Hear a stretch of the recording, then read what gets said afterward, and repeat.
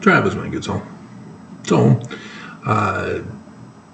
right before I posted the previous video, I had a narcoleptic episode and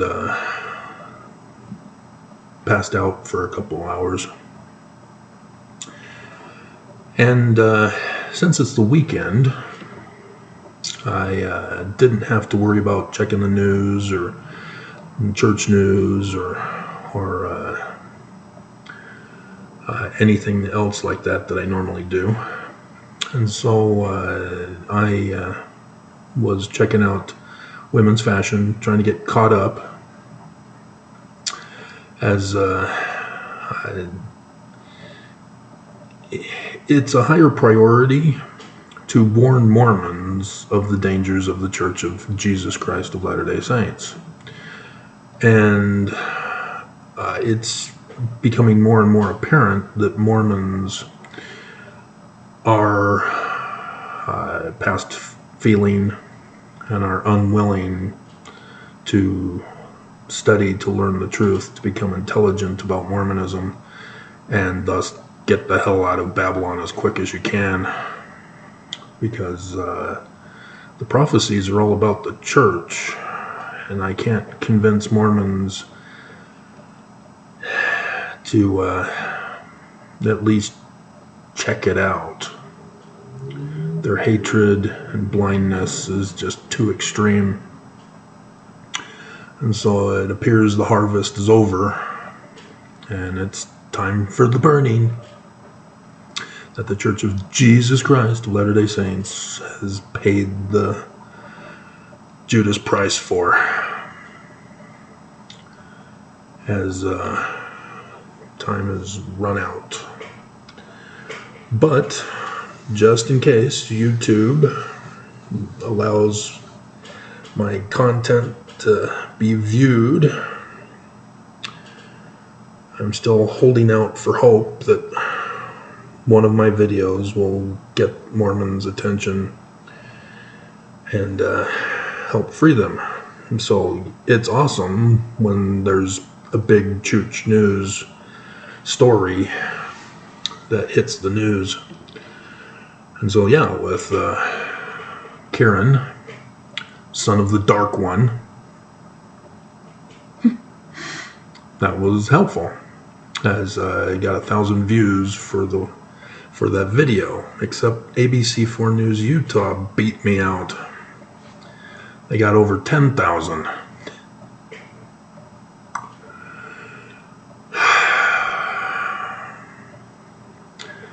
And so, despite all my efforts, Mormons will not be saved. They refuse. But there's James and Jasmine,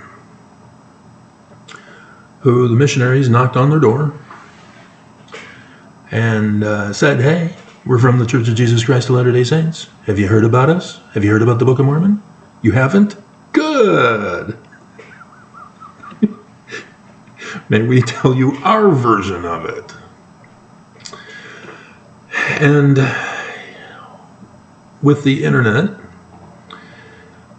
people are now able to research the church. And Jasmine and James are smarter than your average people, because not only did they not follow the missionaries when they said read, ponder, pray, and get the right feeling, they actually studied, but they knew that studying does not mean read, pondering, praying somebody else's videos or website information and get a feeling one way or the other. They actually do the research. Jasmine, for example, has been informing me that she's been looking in the Joseph Smith papers and found the original 1835 Doctrine and Covenants with section 101, and is talking about that with the missionaries, saying, "What's going on here? Originally, Joseph Smith said monogamy, and now there's polygamy in section 132. And so then they're studying up on being called fence sitters, as they're an interracial couple. And so, yeah, these little kid missionaries are getting their butts kicked simply by their investigators doing actual research. And so it's been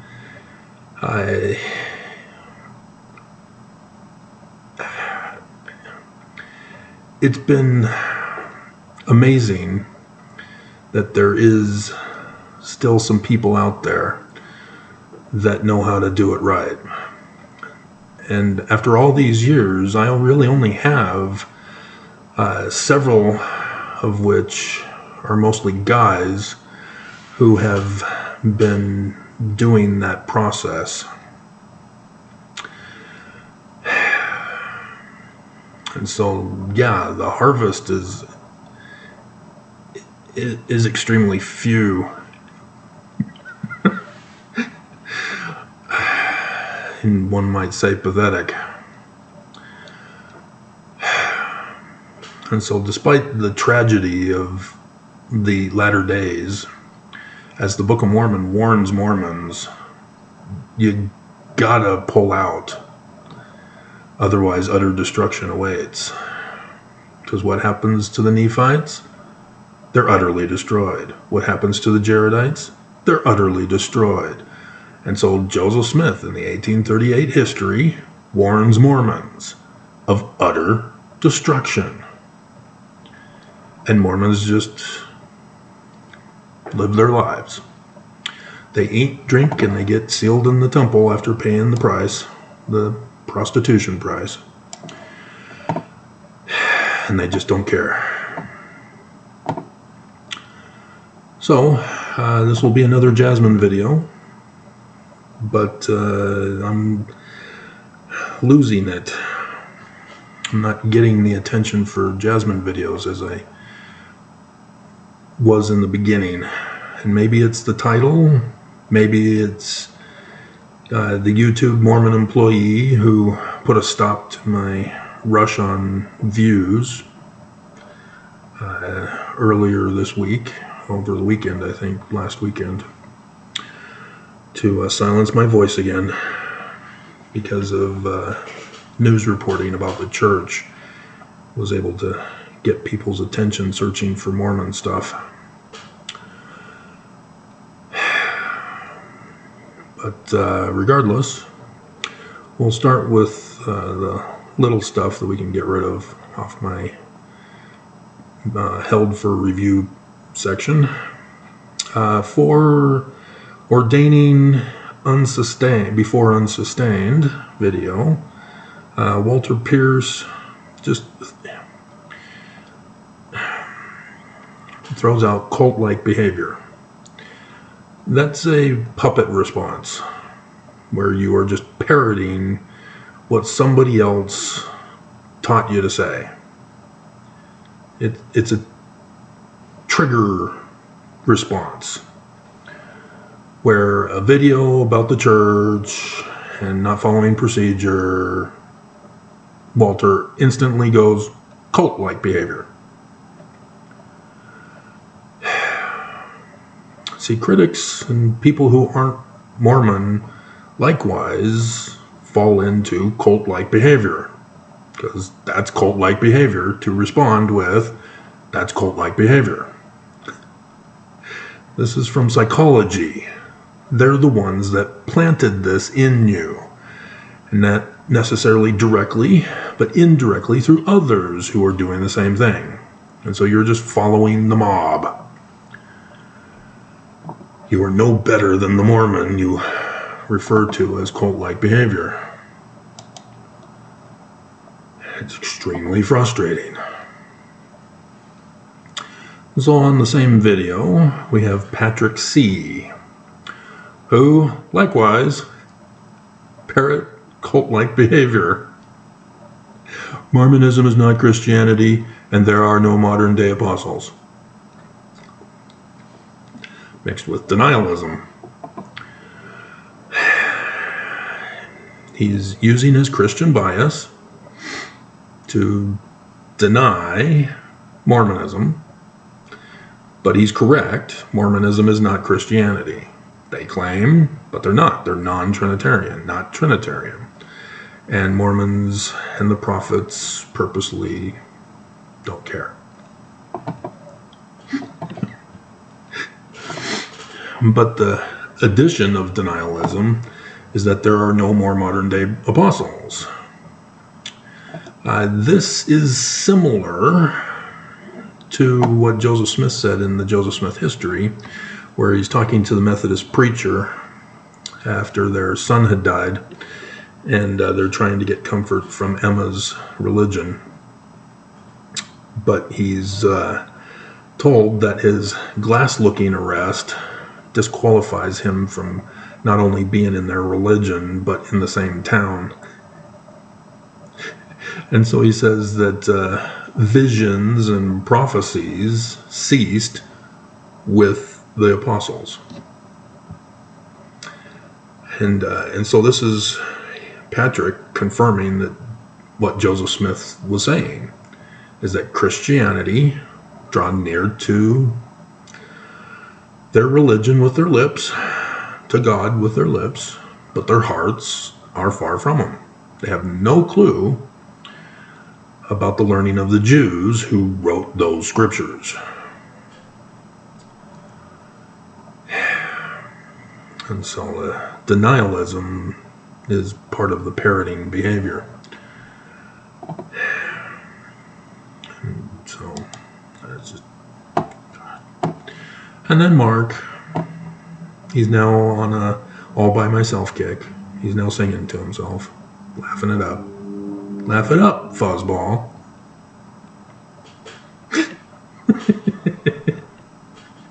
Han Solo to Chewbacca in Star Wars. Alright. Craig Fairhurst is... Oh, yeah, here's another one. Secret combination Danite Mormons. Mark is again on all by myself and throws in Nancy Drew, which I thought he was over with. Trying to claim that Nancy Drew doesn't want me.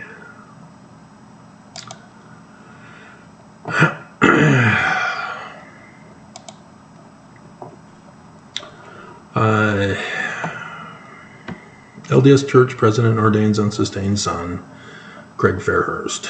While it is usual to see a new apostle called during the subsequent General Conference, it is not unprecedented to see a new apostle announced when the death of one creates a vacancy so soon after the close of a conference. Elder Holland is a good example, having been called, ordained, and set apart on June 23rd, 2004. Due to the nature of their duties and responsibilities, I would expect nothing less, since there is a lot of that these men do. Calling sooner rather than waiting for an arbitrary or irrelevancy such as a conference makes sense. Doesn't matter if it makes sense. You missed the video clips at the beginning of that video. Hinckley makes it very clear this is the proper process and procedure. Anything else is not proper process and procedure. You need to understand they mean they are told by Jesus and they are ordered to do it that way. And so you can't just apologize and think that everything's all fine and dandy. And so Elder Holland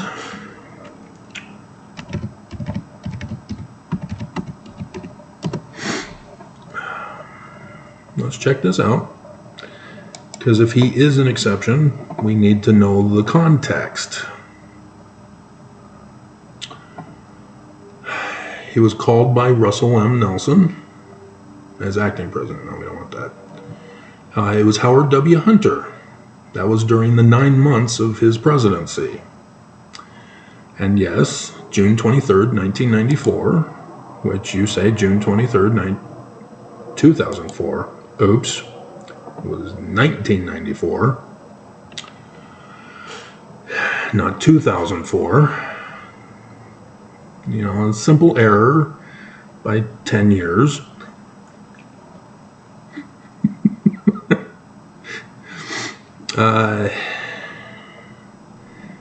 It was because of the death of Ezra Taft Benson, the president of the church. And so Howard W. Hunter then comes in. And so it was part of the reorganization of the first presidency. That's the exception here. It was because of the death of the president of the church. So what did Nelson do? Nelson takes over on January 2nd, 2018. Make sure I don't get mistaken by 10 years.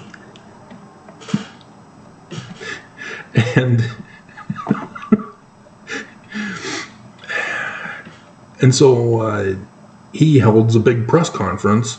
I've been set apart and ordained as the new president of the church. And so this is the same thing here. Howard W. Hunter is now the president of the church with the death of Ezra Taft Benson. And so the space, Howard W. Hunter chooses to call Jeffrey R. Holland. It's not on the page. I can't find it. And so you see the difference there? Because he's pulling out somebody from the first. He's reorganizing the first presidency. And so he's pulling an apostle to have that situation, right? Because we'd have to find out if somebody else had died and needed to be put in. But the reason was, as they stay here in Wikipedia, death of Ezra Taft Benson, reorganization of first presidency. So that tells me that somebody else was pulled from the 12, and so to fill that vacancy, called Jeffrey R. Holland. So you need to know the context, not just get the right date. And so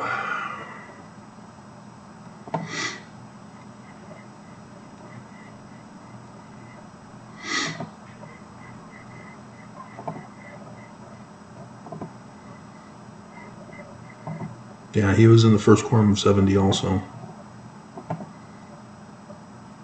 Actually, not the presidency of the 70, just the first quorum of the 70. Which, it's not the general 70. Do you know the difference? Do you know that big scandal of when that took place? Where all of a sudden, hey, what do you mean, general 70? What happened to first and second quorum of 70? Yep. So, yeah, like I said, precedent. This was unprecedented. There's a reason for Holland. So don't think you know better than me. I know what I'm talking about. So I'm just gonna delete this rather than ban you, because you're just dumb. Alright, now let's get to Jasmine. I'm technically wanting to go all night. Just spend the whole night trying to catch up on fashion. We'll see. The thing is that even though I get narcoleptic episodes, it's as if I didn't crash and get some sleep, because I can still go to bed at the normal time and keep my normal schedule. It's weird. But I was doing some catch up on that while I was listening to the video I just uploaded. There is still a lot more to be done. It would be nice if YouTube wasn't mean and requiring me to be signed in for these women. It's just, YouTube is catering to religion, not to the laws. And it's abominable. We cannot allow religion to intercede to force everybody to follow their standards and values in our nation.